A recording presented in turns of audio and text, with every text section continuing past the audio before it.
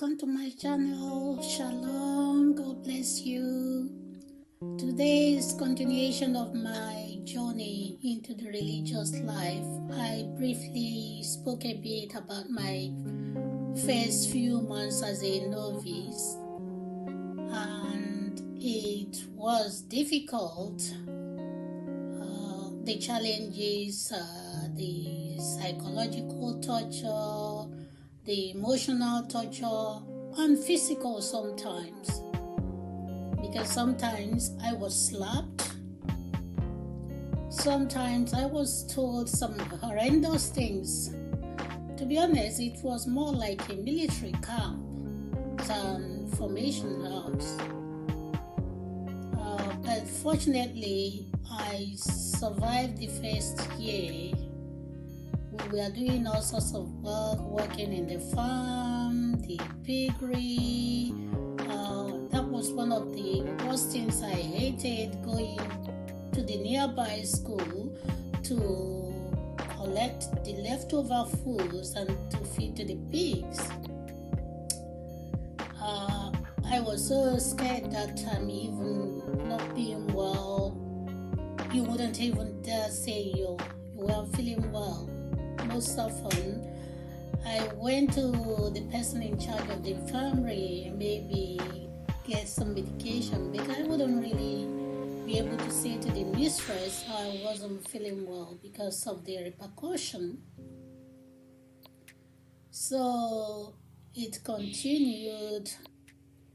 Like I said, I would have preferred to be in a military camp than a formation house with that mistress. Until after the first year coming to an end, she was meant to leave.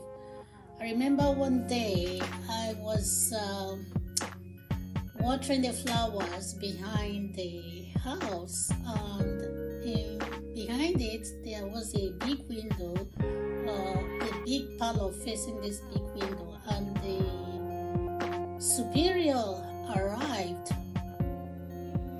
and behind there it was one of these windows, you couldn't see through whoever is in or out. And it was me that was being discussed with the superior. And she was saying all sorts of things about me. And the superior challenged her and said to her, "Can you please leave these growing children to get on with their life? What has this child done to you? Can you just explain to me has she committed any crime?"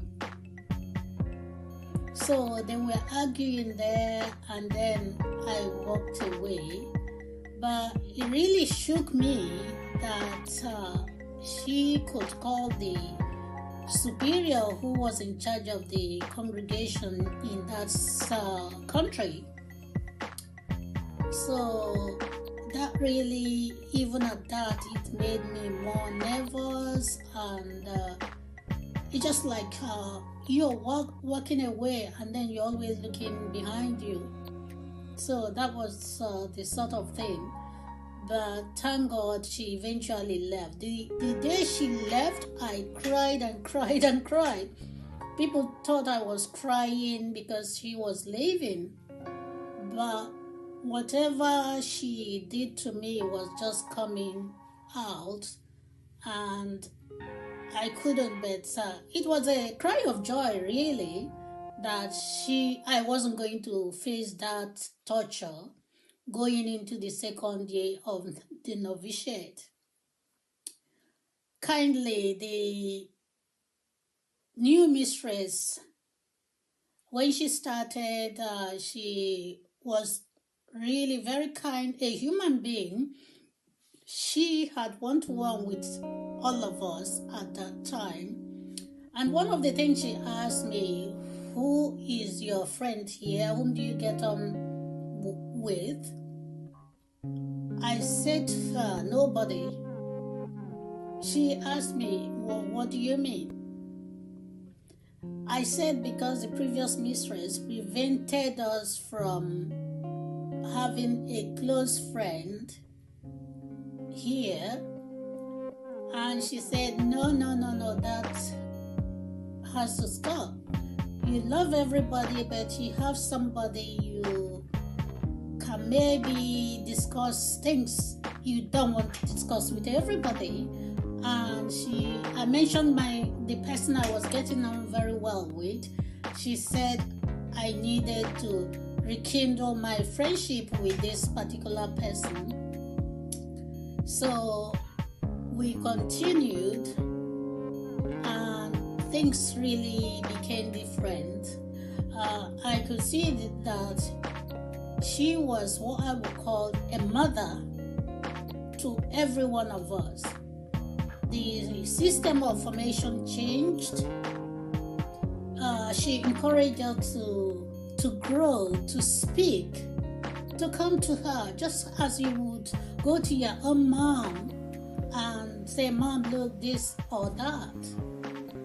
That was really helpful, and forward it a bit because I haven't really actually